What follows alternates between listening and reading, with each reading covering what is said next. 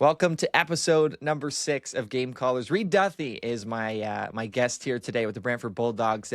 Reed, right off the top here, we had to delay the start of this recording because you guys just signed Ben Carr. I'm going to put you on the spot here. What's your on-air introduction to Bulldogs fans to Ben Carr?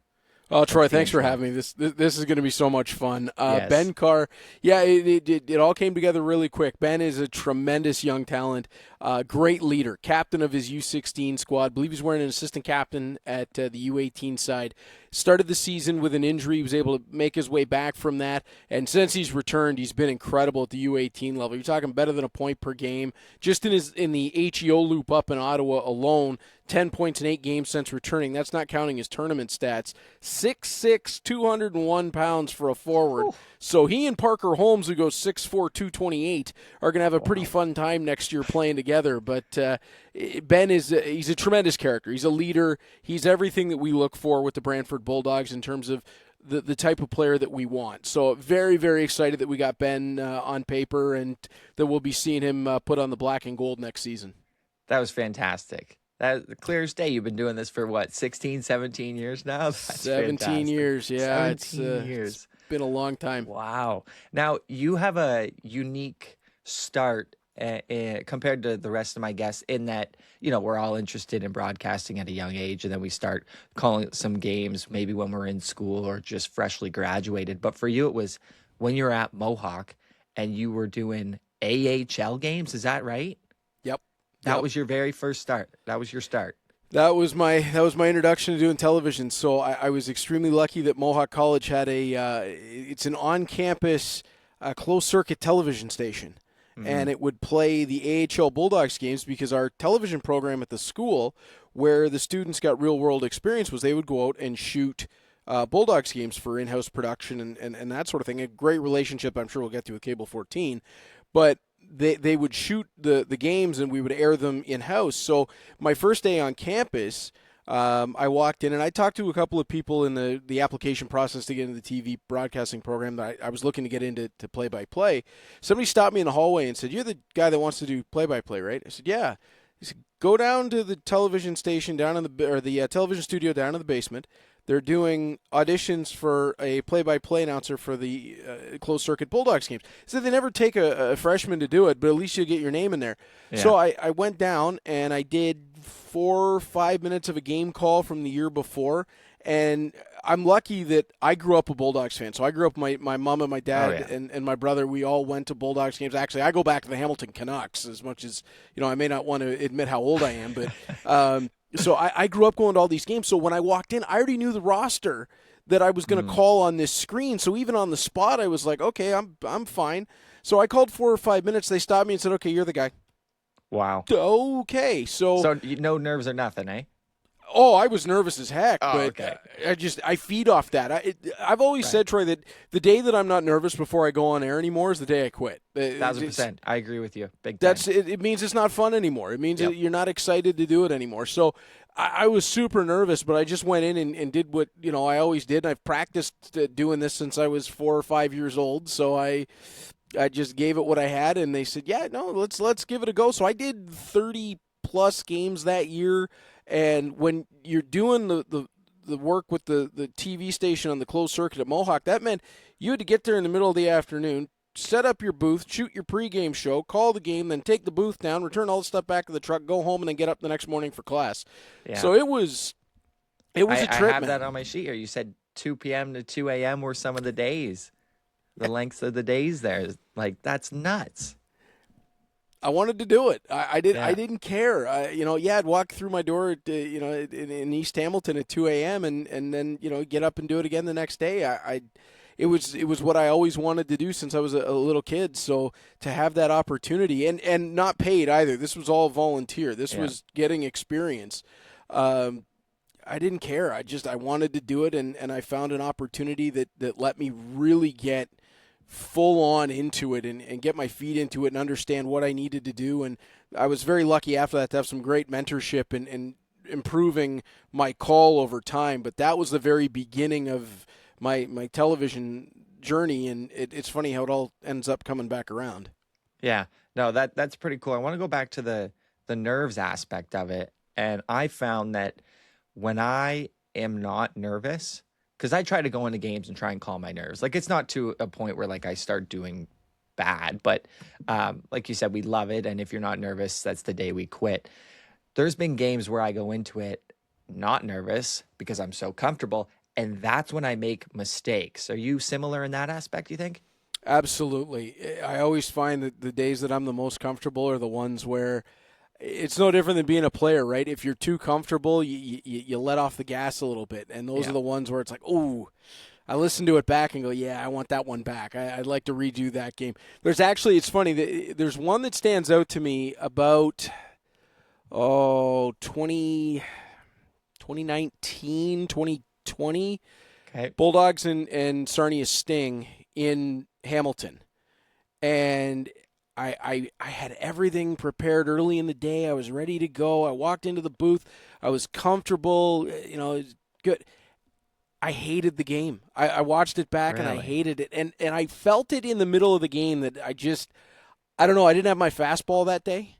And I watched it back and went, yeah, that's not good. So I feel like I got to make sure that I'm in the moment, that I'm really feeling ready to go to give it everything that I've got. And yeah, you don't want that feeling at the end of the game that, I didn't like it. Like one of the things that I really pride myself on it is game flow, is having that rhythm into the call and up and down, and take your listeners on a bit of a journey through the game. You're narrating the game. I was choppy, and like right away we get into the second period and it's still coming out choppy, and it was just one of those feelings like, oh, this is not my night. I think if I remember right, by the third period I started to get the flow back and it was a little bit more natural, but Hmm. the first 40 minutes was just not good. Not good. How do you get back into it after you notice it? Because sometimes I feel the same way when I'm calling a game, and for me the solution is commit. You got to commit to it. Like get into it here because there's people at home trying to watch this game, trying to enjoy themselves. And if I'm not enjoying myself, that's going to be translated in the broadcast and they're going to hear it. So my solution in the game is just dive right in head first and like, let's get going here. What's your solution when you notice it mid game? So somewhat of that is like lock in, get Yeah. back around to it. The other thing that I'll try to do is if I feel off and I get to an intermission, it sounds strange in the middle of a broadcast, but I'll put on an interview that I've recorded or throw to something if we're on the TV side, and I'll do something else. Like I'll take a look at my fantasy football team, or I'll Mm. look up something different. I'm a history buff. I'll go onto my computer and look up something that military history that takes a 5-7 minute read, and Yeah. use it as kind of like a mental reset. Okay, something Yeah. is obviously not working, so let's get away from it for a sec, change up what's going on, recenter, and then go back after it. Even if I stay in the hockey realm, but I check on the NHL scores, or I go and look at a story on a trade or something that's going on in the NHL world. Just get Hmm. away from where I am in the OHL for 5 minutes and then recenter it back up and then go. I find that works really well. Just to give myself a bit of a, almost like the unplug it and plug it back in when something electronic's not working. Yeah, that's a good way to put it. Yeah, just unplug it and plug it back in. That's all I'm trying to do with my brain is just unplug, plug back in, and then reset and go. And I'm lucky that because I have so much experience now, I've got to the point where I can do that in 5 minutes, where I can just give myself that quick Hmm. reset and then get back to it. So, the last time that I really had that sense, it's probably why I struggled so much in not getting the Right. flow back until the third period. Since then, any time that I've kind of felt off, it's been a lot easier to just flip that switch and get back to it. Yeah, when you were talking about that, reset was a good word, and then you brought up unplug it, plug it back in again. That works even better. Just totally get out of it and then dive right back in head first. Now, you mentioned cable 14 earlier a few minutes ago. That would you say is maybe your big start in the industry was with cable Oh, 14? yeah, absolutely. And from an opportunity standpoint and from a mentorship standpoint and the people that I got to work with, And how I got there was interesting too, because the end of the season with the AHL Bulldogs, one of my camera guys from the Mohawk side, and I'll always thank him for this, Dave Delaharp, who is an incredible cameraman. He's gone on to cover stuff all over the place. He asked if he could take some footage of him shooting the game and my call into Cable 14. And I said, yeah, absolutely. And it wasn't a week later, I got a call from a guy named Rob Newhouser, who went on to be my producer for close to a decade, and became such an incredible friend and somebody that I could rely on to really give me great feedback on, you're doing this well, you need to change this, you're doing this well, think of this, do that. He was one of the first ones that really made a big impact on my career, and he was the one who called me, and my first game on cable television was high school soccer in a field in Ancaster, and I got burnt to a crisp because there was no over it. We were up on scaffolding, and I, didn't wear sunscreen for what, look at me. I need sunscreen. Oh, yeah, I'm right with you. There you go. Yeah, so I didn't care. I was so excited to just have a shot to do it on cable TV that whatever it was I was going to take, and I did. And then and again, another moment of things coming full circle, by that fall, I was covering the Hamilton Red Wings, and leading the Hamilton Red Wings on the ice were Zach and Spencer Hyman. Oh, wow.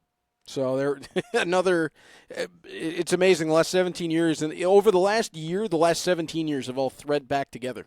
Yeah, that's crazy how it intertwines. 2 follow-up questions about your first game there. And, we'll start with the soccer game. How much more do you remember of your first soccer game on live television? It was like a tournament thing. So it was either 3 or 4 games that we covered. Mm-hmm. And it was I remember exactly where it was, but I don't remember the name of the street. So it was in the park of a high school. It's in Ancaster. And when you're coming along, and people who are from the area will know, when you're coming along Wilson Road, it's on the right side. Mm-hmm. If you're coming like west to east, it's on the right side on Wilson. I don't remember the teams that played. I just remember that it was very hard to see the jersey numbers from where we were on the scaffold. And we found out later that one of the rosters had the wrong names on it connected to the jersey numbers. Oh. So one of the games when parents watched, and I felt bad about that. When they watched it back, it was going to be all jumbled because we didn't get the. That's happened to me more than once in covering high school sports. Another thing that's happened to all of us before. Yeah, but those were the big takeaways of it. And I remember Rob saying to me, "Look, I know it's your first go, just." And you're a hockey guy first. I do love soccer. I'm a huge Manchester United fan, but I had never called it with any sort of regularity up until that moment. Right. And he said, just be you. Just do what you do and use this as your first building block. Sure. And they said to me after, you're a natural at this. And I was like, really? I'm not even sure that I knew what I was doing. So it was a lot of fun. The other thing that I remember from that, I had hair down to here.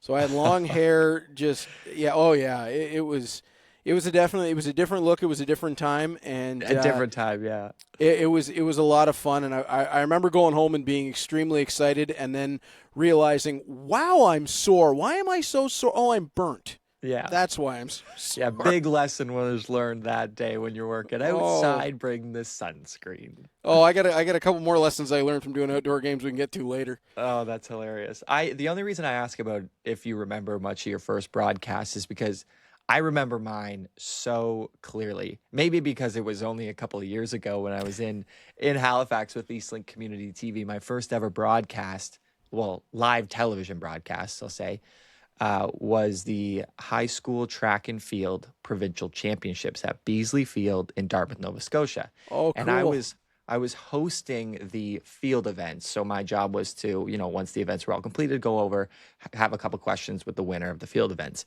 And we started with our play-by-play color commentary guys up top, threw it down to the host at the track, and the host at the track then threw it over to me to tee up some events. And I remember the first mistake that I made was after I teed up the field events, threw out a couple schools to watch for, a couple names to watch for, I sent it back to the wrong person. Back to you, Mavs, when it was supposed to go to Dan. Hey, small error. No one's going to, think too much about that. But I was like, oh, my goodness, I practiced so hard. And there I go. First mistake on the first live television hit. But, you're going to make mistakes in every broadcast. And I'm sure you know that, especially when you're talking for 2.5 hours. Like, you're bound to slip up a couple times. Oh, I got a couple. I'm sure we'll touch on different points in my career, but I got a funny one that I'll go ahead. Say it now. Okay, so years later, after I get into this, things are starting to come back around. So I'm now the second guy at Cable 14 behind Todd Crocker, who now does the Toronto Marlies, who has been an incredible help to me over the years. And Todd, I can never repay his kindness or his help, but I get the opportunity, and this is something that I really wanted to do, is host a game for Todd and Norm Miller, who I've now worked with for the last 10 years with the OHL Bulldogs. Mm-hmm. And it's the Montreal Canadiens Farm Club at the time for the Bulldogs, and they're playing the Rochester Americans. Neither team is going to the playoffs. This is towards the end of the season. Here we go. And we've got the intro to open the show, and this is the first time I've ever hosted. And I'm doing the AHL, and I'm revved up, and I gave it this massive opening like it was Game 7 of a round in the playoffs. Up to you, Todd and Norm. And Todd looks at the camera and goes, wow. I don't know how to follow that. And it was at that moment I went, oh, crap. No. Oh, no. And afterwards, Todd had such a laugh with me about that. And he said, "Don't worry, you'll get it." He said, "Don't worry." He said it was funny, and I could see both of them laughing, and it was just one of those moments where I wasn't. It wasn't even an embarrassed thing or an upset thing. It was like, oh, I know exactly what I did. Yeah, it's almost like read the room a little bit here. Well, and they ribbed me. And they ribbed me on that broadcast because the first interview they had me do, the two of them, was Alexander Avson, who was playing for the Bulldogs. And unless you were a Bulldog diehard, nobody's going to remember that name. Right. Alexander Avson was a Russian draft pick of the Montreal Canadiens, who, when I got down to interview him, I found out spoke no English. Oh, I felt it was going that way right there. And that was when I realized, okay, these guys either want me to go away or they really like me and they're just having fun with me. And it turned out they just really liked me and they wanted to have some fun with me and see what would happen. So it was a wonderful experience overall. And I think by making a mistake off the top, I probably learned more in that moment than I would have if I had hit it perfectly out of the park. And that was always one that I can still picture Todd in my head just with the wow. That is so good. That's all right. Good. All right. Hey, learned it. Well, right back to what I was saying. If you're not invested, if you're not dialed into what's going on, the people at home aren't going to care, and they're sitting at home going, probably saying wow as well. This guy's into it. He might be too dialed in, and I was. I absolutely was. You know what? It's better to be that than the other way around. Oh, sure. No, you know what? If I was going to make a mistake, I would rather it have been that way than sounding like I didn't care. Did you go to Rob asking for feedback, or did Rob just give you feedback after games and such to try and help you improve? What was the dynamic there? Because I know sometimes in the industry, everyone's so focused on what they're doing, they don't have time to pay attention to others and help them raise their game. So what was the dynamic there when it came to feedback? It was both. I wanted the feedback badly because I knew it was the only way that I was going to learn to get better. And Rob is really, that was one of the things he was great at. Even during a broadcast at an intermission, he could pick things out that we could do better as a broadcast team, that they could do better on camera, they could do better on graphics, they could be quicker here. Rob was such a great producer, so smart at it that he could pick it out so quickly. But I did. I went to him and said, anytime you hear something, see something needs to change, please tell me. Please, constructive criticism is always more than welcome, and I've invited it all the way through my career to this day. My producer for the Bulldogs now, Taylor, if he hears something, I want him to tell me. I want that feedback. And Rob was great at after the game, and it's how I met my longtime broadcast partner for the last 17 years and great friend Troy, who I still do the Bulldogs games with. He and Norm split the season 17-17. We would hang out in the TV truck after the game for an hour, hour and a half, and it was we'd have a slice of pizza and we'd shoot the breeze and we'd talk about different things that we could do on the broadcasts, and it was so much of a fun atmosphere, and it was like having two family members really helping you come along. And that's how I felt about them really quick, because they really were invested in me getting better. And that was so cool, because they didn't have to be. They didn't when we worked our first games together, they didn't know who I was. But very quickly, it became that friendship and that family atmosphere that we're all going to help each other get better, and we're going to keep pushing this thing forward and see what we can make of it.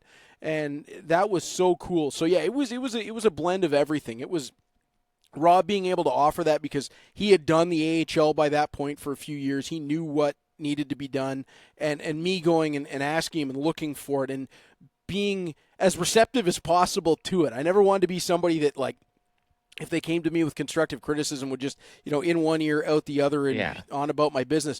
I always tried to lock in and be like, oh, okay, all right. So if somebody's got more experience than me, or has been at a higher level than me, or just has something different to offer, a different style, a different look at the way that the game is done than me, I want that information. I want that feedback to try to make myself better. Well, play-by-play, it's an art in that it's subjective. Some people could love your call. Some people could hate it for totally different reasons. And how often do you listen? Fans can be quite critical, right? And like I said, everyone's got different opinions. How often are you getting feedback from fans, if at all? Fairly often. I've been very honored and humbled by a lot of Bulldogs fans who there's a Facebook group for Bulldogs fans. And I noticed a few times my name gets tagged in there on Facebook, and a lot of wonderful feedback from them about they enjoy my call, and they love it when I say this or when I say that, or this line, that line, this goal call, this save call. That's really cool that they have those moments that it stands out to them, that they want to say that. Like, that makes me feel really good in what I do, that people are enjoying my call. Yeah. They don't have to say anything at all. So it's nice that they take the time to actually comment and compliment. Exactly. It's really wonderful. And I've found that the fan response, 99% of it has been, overwhelmingly positive. They understand that, it's never, you're never going to be perfect. It's all subjective.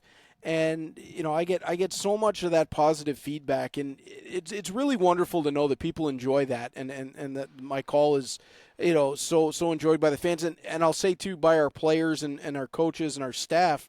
They'll quote stuff back to me that I've said on the air, and that really makes me feel good. It makes me feel like I'm because when you're on the road with the team, and everybody's got their thing, the coaches, the equipment staff, the training staff, as the broadcaster, you can kind of feel like the extra guy, right? Like, right. What do I actually do here? And sometimes, especially when you're on, a long road trip, and what is my purpose here?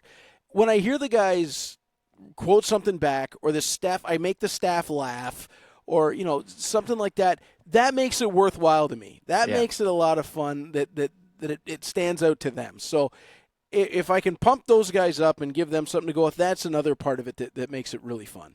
Yeah, it definitely makes you feel a little bit more comfortable, because I've worked with, TV. Well, as have you worked with TV networks where you're not necessarily associated with that team. You don't work for that team. Yeah. And then you're in a position now where you work for the team. You're part of that group, and you're telling the stories of those players. So different dynamics in different situations. One last question about feedback. When you are critiquing yourself, how often, I ask this to everyone, how often are you watching your stuff back and picking yourself apart? Oh, every game. Every game. Yeah. Oh, yeah. Yeah. I at least watch parts of every game back. Right. And I'm always trying to pick out where the stuff that's good stuff. You know it when you hear it, and it's like, okay, great. That sounded fantastic. I'm trying to pick out the spots where I need to improve. And I'm not talking about did I stumble over something? Because that's going to happen. I mean, you do Yeah, enough yeah. games, you're always going to have a stumble. Did something was there an awkward throw to a break? Mm. Did I mistime it? Was I rushing too much going to break? Because I get the producer counting down on my headset. If we're in the middle of a play, did I throw to my color guy in an odd way? Did I kind of hang him out to dry? Right. Did I overanalyze something? Did I, if there's a review, we're trying to explain it. Did I get it right? Did I under-explain it? Did I explain it wrong? Did I use the wrong term? I'm trying to find things where I can be better, more succinct, because I know I have a tendency to kind of take you on a bit of a wander. So I'm always trying to find ways to improve it, to be better, to just make it an easier listen. And there's games where I walk away going, man, I was really good on that one. I hit my marks and I did this and I did that. And then there's games where I'll walk away with half a notebook of, okay, did tough throw there, got to clean this up, blah blah. So I think that it's a worthwhile process for anybody that's doing it. You don't have to listen to every second of every game, Right. but at least go back and give yourself, even if it's 10, 15 minutes. Go back and listen. Did you hit your spots? Is there something you want to clean up? Is there something you can kind of ingrain in a little bit better? And don't be too hard on yourself if you miss a player's name. Okay, Right. that's another one that I've noticed in a lot of young play-by-play announcers is they'll call the wrong name. Okay, we all do it. Don't immediately throw yourself under the bus. My way of doing it is if I get 18's got the puck and I call 28. Oh, that's Johnson, not Matthews, 18, not 28. Okay, move on. But just you correct it and move on. The fun thing about doing radio is even if you're wrong, Nobody knows. They don't notice anyway. Nobody knows. So when you're on the radio, just keep going. If you're on TV and they can see it, give yourself a correction. That's it. Don't stress about it because the best of the best do it. So it's always going to happen. One note that I will make in that instance, because I've done this, if you do make a mistake on a name, don't put it in a demo reel. Because I've done that, and then whether it's like me going, saying a name and go, oh no, sorry, it's this person, like you said, just correcting it, move on if it's live broadcast, but don't put it in your demo, because then it looks like nobody's perfect all the time, but just don't put it in a demo. Yeah, and I mean, the people that you're sending the demo to know that nobody's perfect all the time, but you don't have to give them the bullseye either, right? Exactly. And a funny story about that, I was calling a game on the radio a few years ago. The Bulldogs are in St. Catharines playing the Niagara Ice Dogs. My parents still listen to every game that I do. And, I mean, I can't thank them enough for that. But in Niagara, the visiting announcer is almost down at the hash marks of the offensive zone for 2 periods. Okay. So when you go down the other way to the Bulldogs defensive zone, things can kind of flatten out a little bit. I called this miraculous stop because our goaltender comes sliding way out, double pad stack, the whole thing. My dad has got the TV broadcast on synced up with my audio.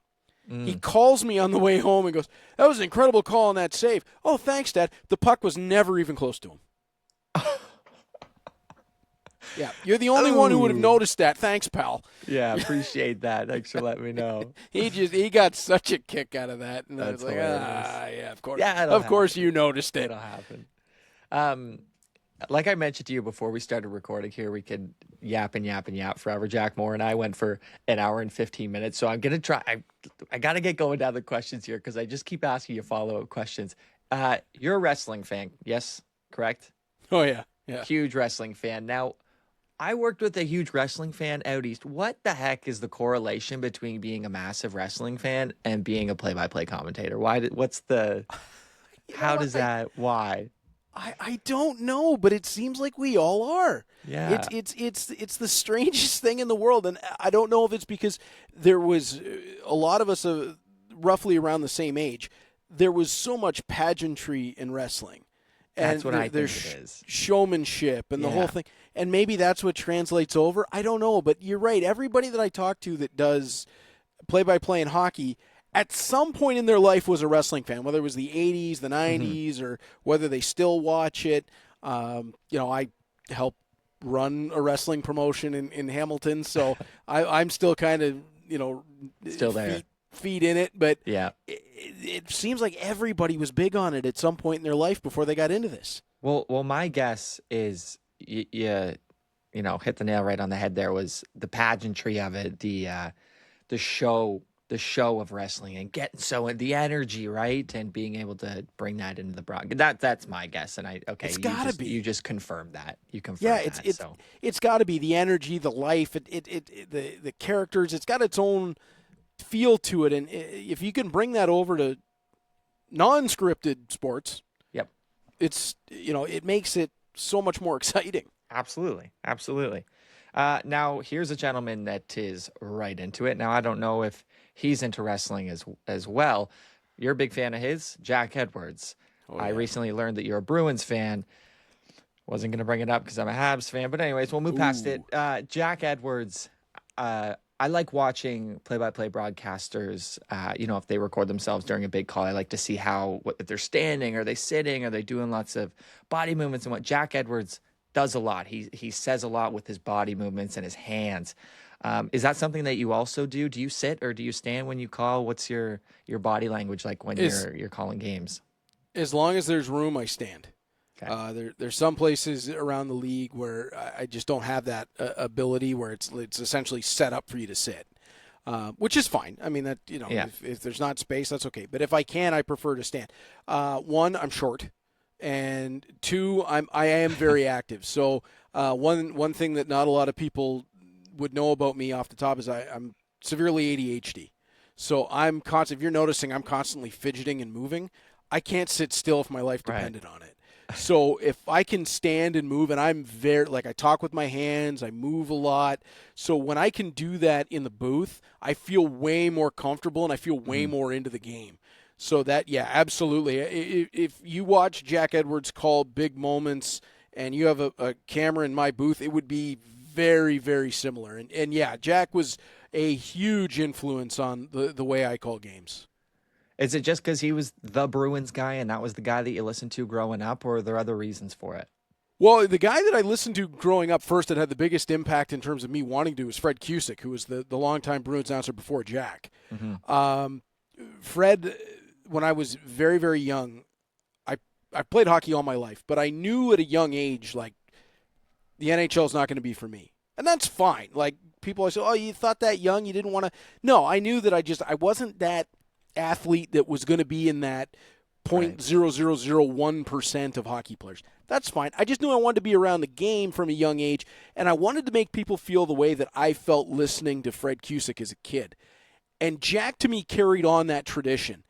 And his excitement, his passion, the way that he could describe the game, his interplay with Andy Brickley, his color commentator, the way they could go back and forth and give each other the business and laugh in the booth. And it felt like such a lighthearted, fun broadcast. And to me, it was the way that you should do a hockey game. It should feel like you're watching it with your friends, and it's exciting and it's fun and it's funny and you can have a good time. And at the same time, if the team you're calling for is not doing well, you can be honest about it.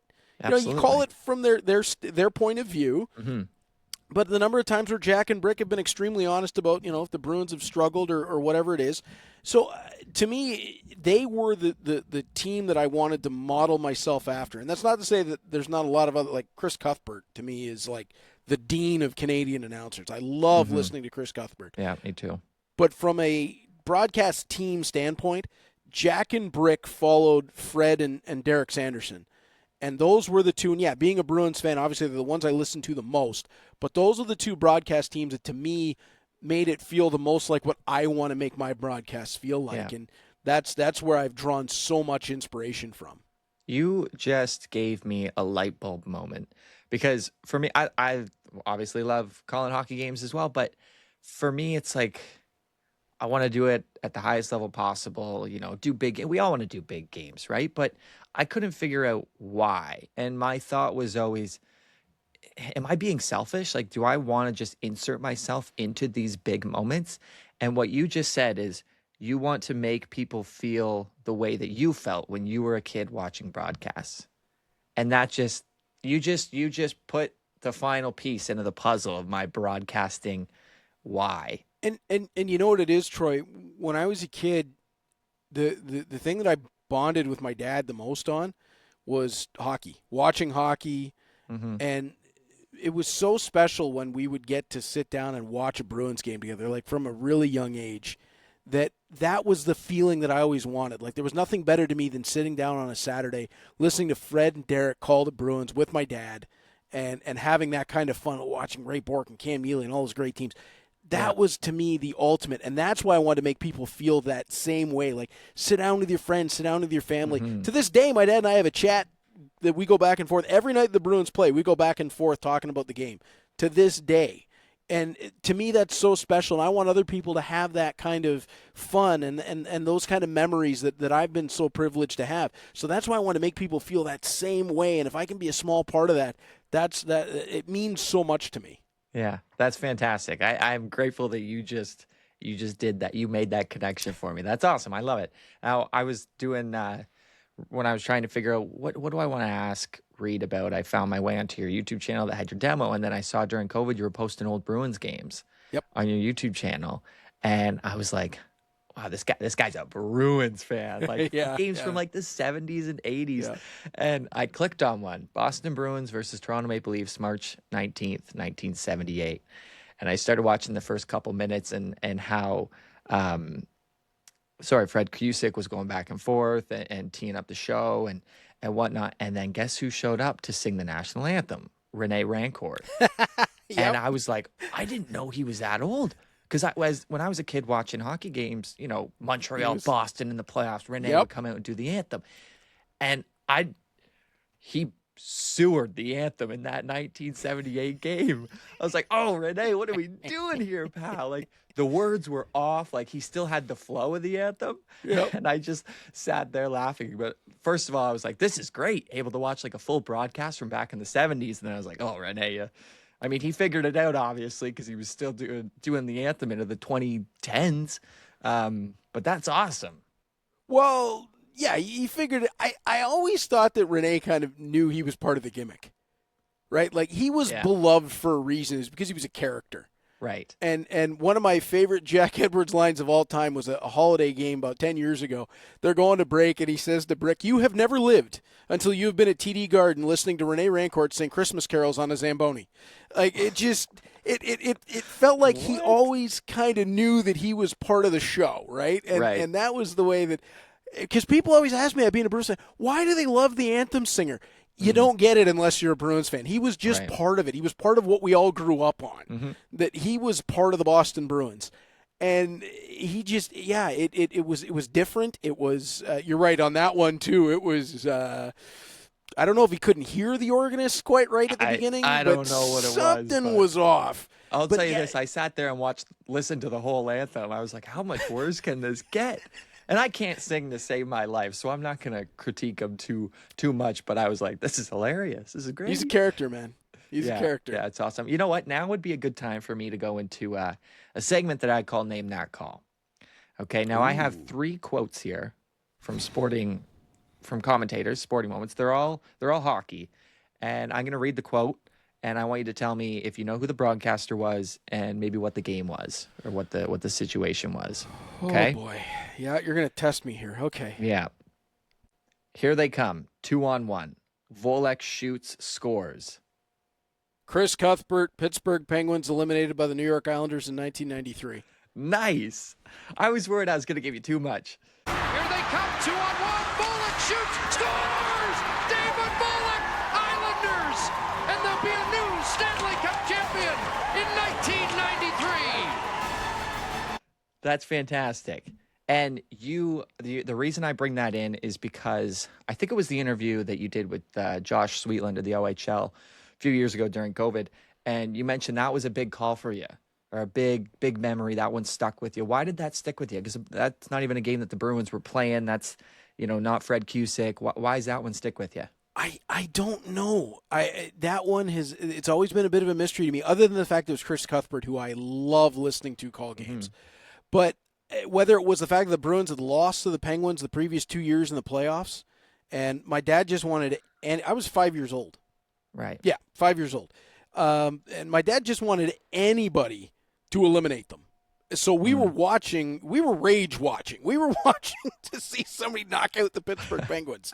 And just the way that Chris called that goal, to me it was so perfect. Just the succinct, the matter of fact, the 2-on-1, and David Volek, and there'll be a new Stanley Cup champion in 1993. That moment, that spot, I was like, wow, even at 5 years old, I was like, that's awesome. Hit all the points he needed to hit. Yeah. And the more that I've listened to Chris Cuthbert over the years, and the more I've gone back, and I have a full copy of that game just because I wanted that moment. Of course you do.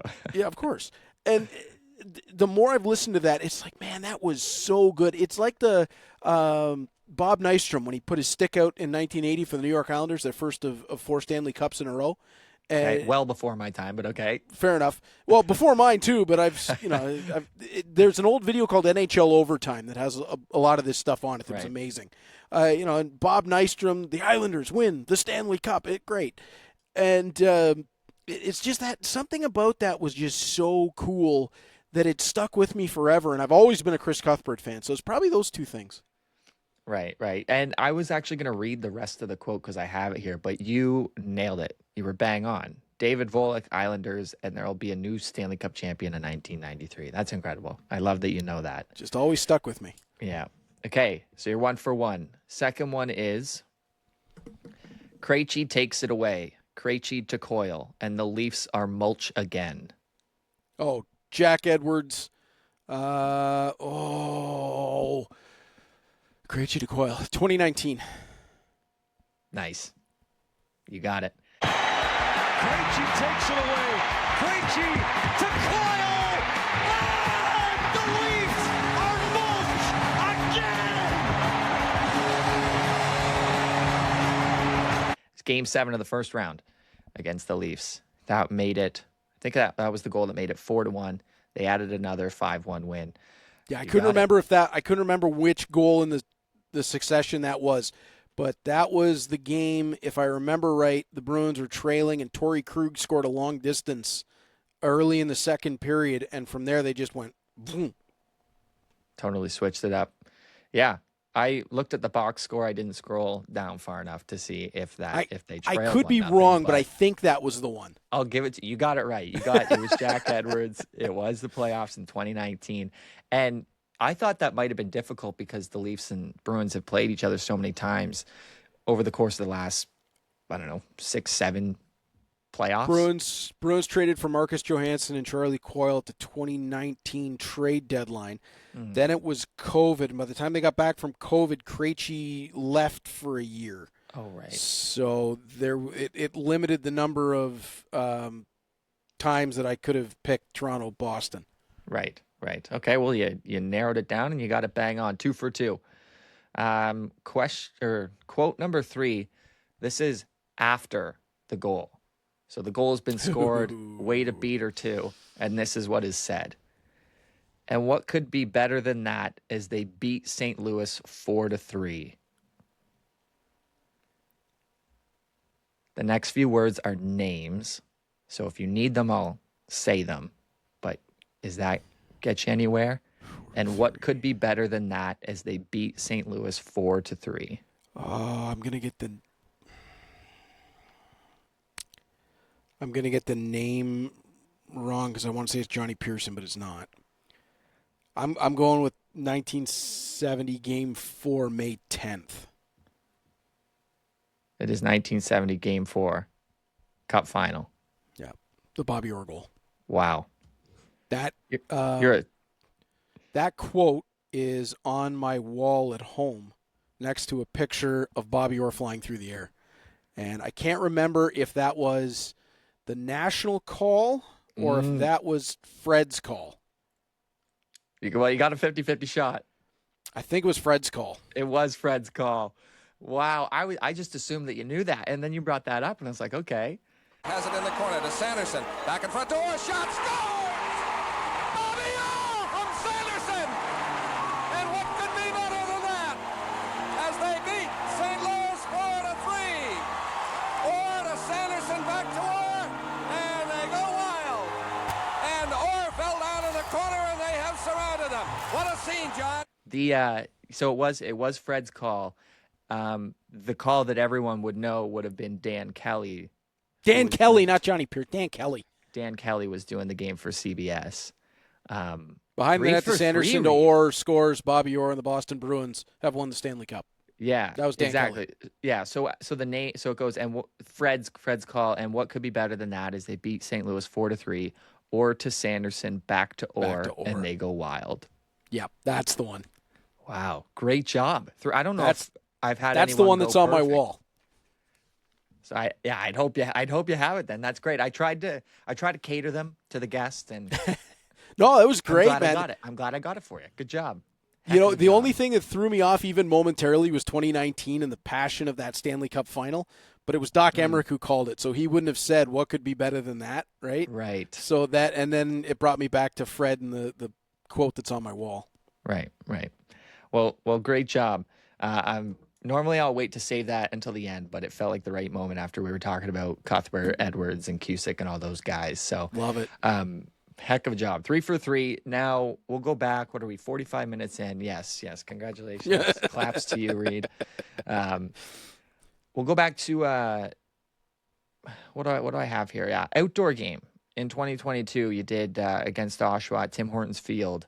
That's a career highlight for you. You've called Sutherland Cups, Esso Cups.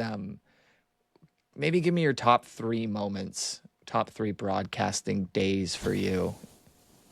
Okay. Or ones that really stick out. Like, it doesn't have to be your 3 favorite, but what ones are jumping off the table? Is the that outdoor game? Yeah, the outdoor game. I don't know how many people have had the opportunity to do that, 1, let alone 2. I got to do so.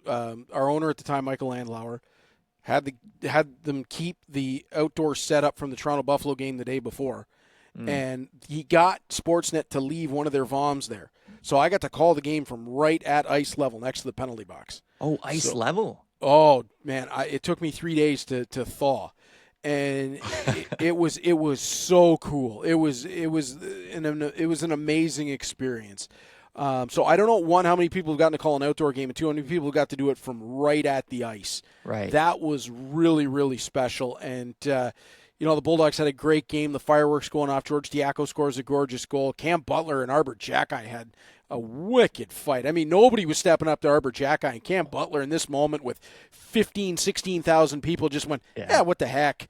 So that was amazing. Game 7 in 2022, I was actually sick, and I was losing my voice, and my voice went on me in game 4 in Windsor when Gavin White scored in overtime to tie the series and send it back to Hamilton. I was okay for game 5, but when we went back to Windsor in game 6, I could tell, something's wrong. Mm-hmm. And by game 7, I was I had everything up in the booth. I had tea, I had Fisherman's Friend, I had Halls. I mean, I was just going crazy. Yeah, you're not letting anyone take the mic from you on that one. Oh, there was no. Yeah. Especially that season too. Like, we're talking about, this was the end of June by the time we got there, because there was like a break in the OHL schedule for a month because so many teams had COVID. Yeah. So we had been together. We'd been around each other more than we'd been around our own families by that point for the last 2 months in a playoff run. So I think I said that on the air, there wasn't a chance I was going to miss this game.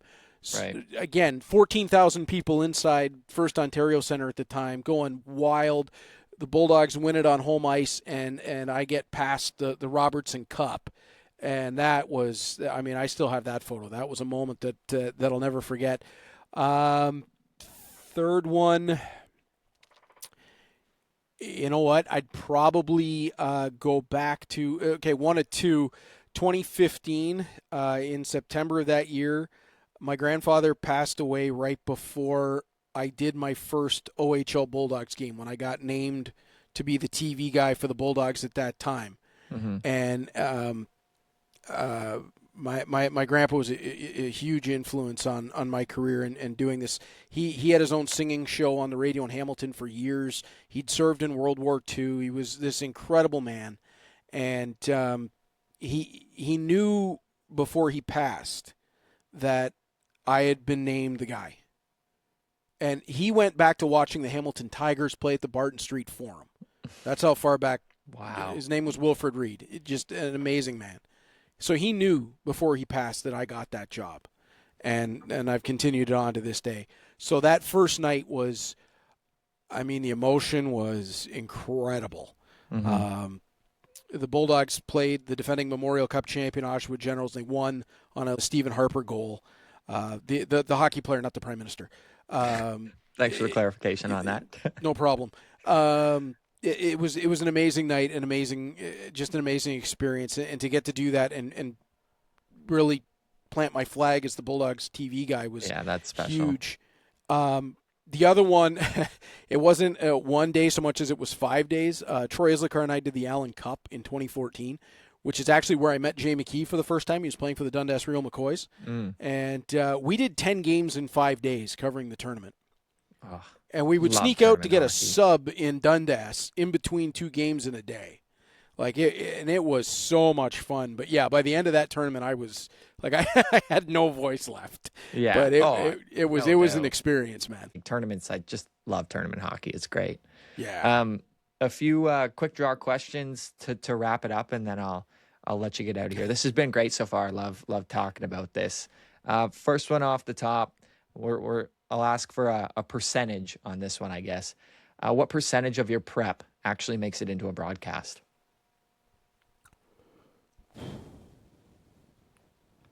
10.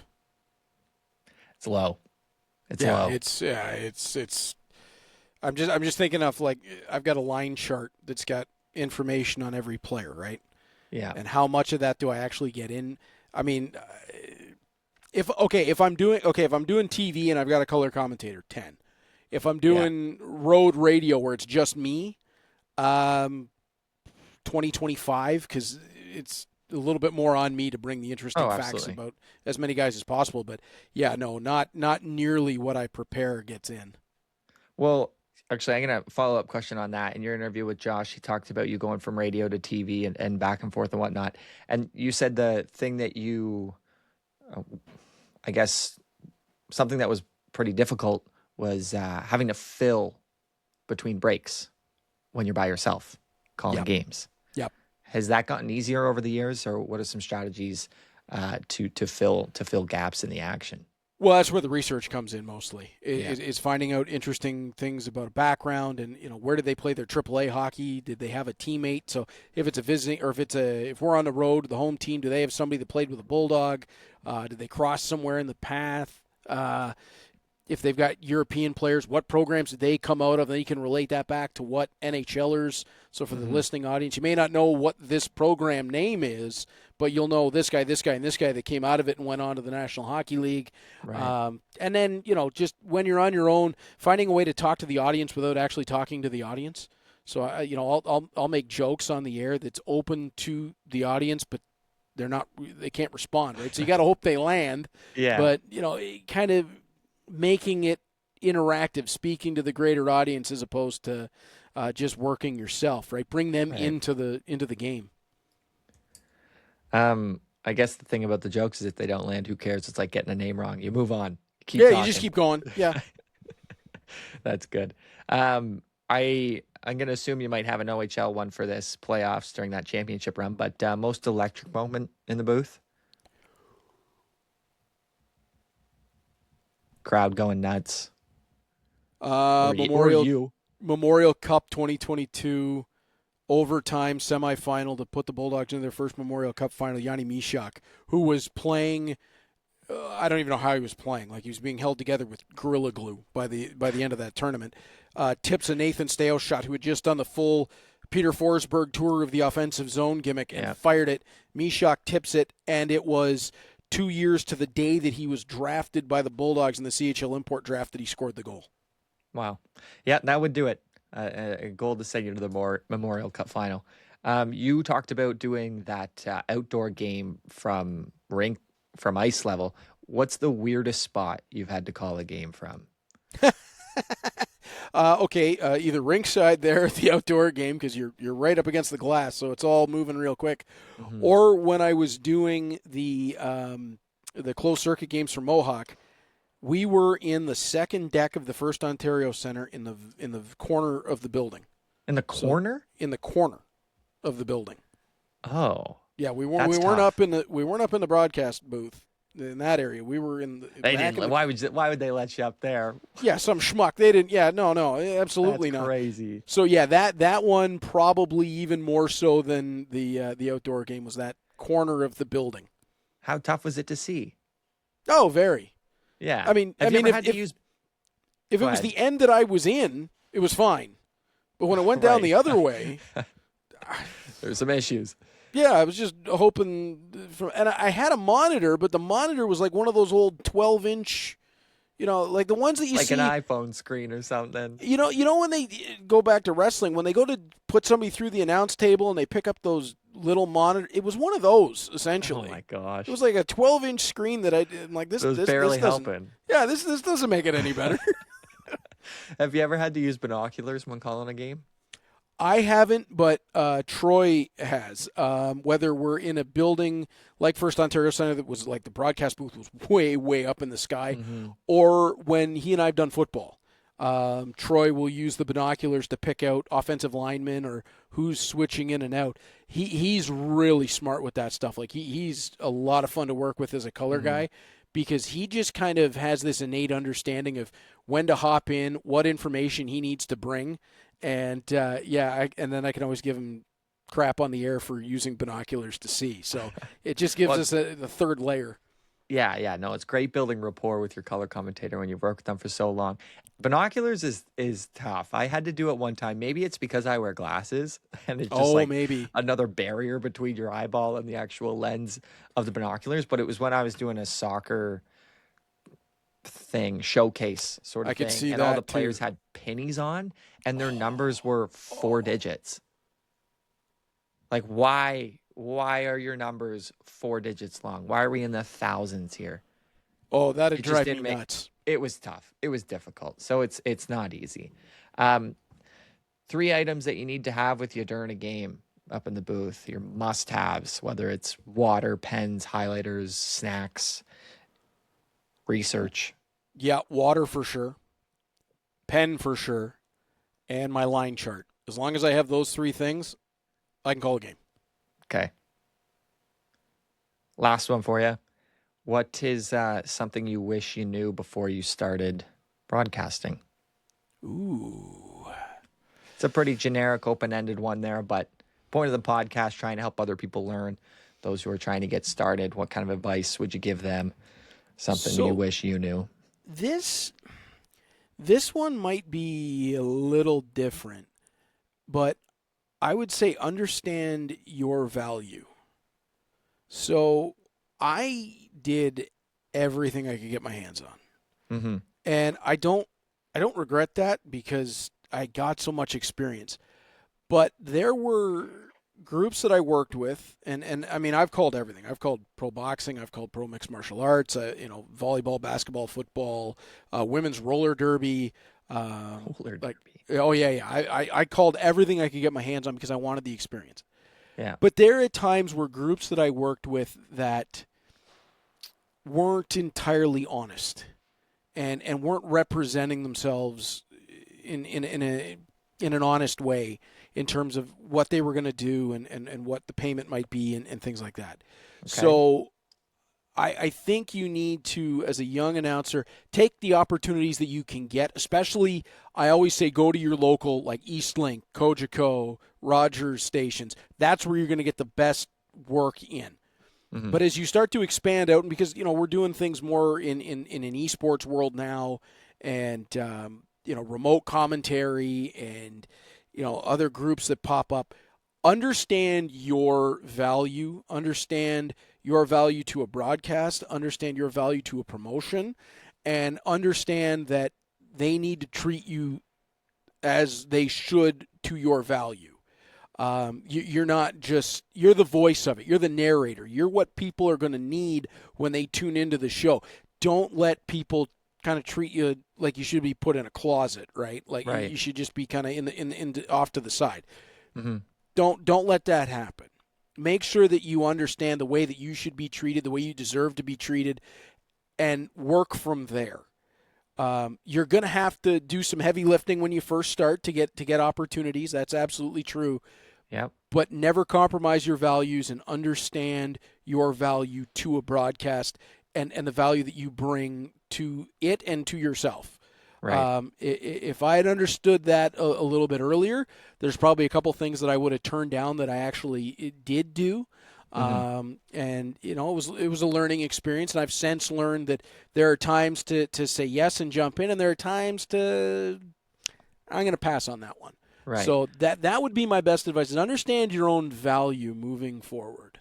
Yeah. So yeah, understand that we're not Bob Cole, we're not Chris Cuthbert, but understand that we do our research, we take our time doing our notes, understanding what the event is, who's there, the teams, players involved. We take and this we deserve to seriously. be We want this to be a career. career. Like, that's what we're in this for. Exactly. Don't let somebody treat you like you're just walking in off the street, standing behind a microphone. If you put in the time and the effort to make it something special to you, to them, to the viewers, then make sure you're treated properly for that. Don't let people just shove you aside. The commentary is important, and it should be important to any broadcast, and you should be treated that way. I like that one. My biggest piece of advice is always, sometimes you don't need to be talking as fast as you think. Slow it down, take your time. But I like that one. That one's a little bit more serious, but it's like, seriously. I kind of feel like you would have had some of those other ones before, right? Yeah. Like, and if I can Absolutely. give a message that people may not hear so often, that maybe that might help a little more than going over old ground.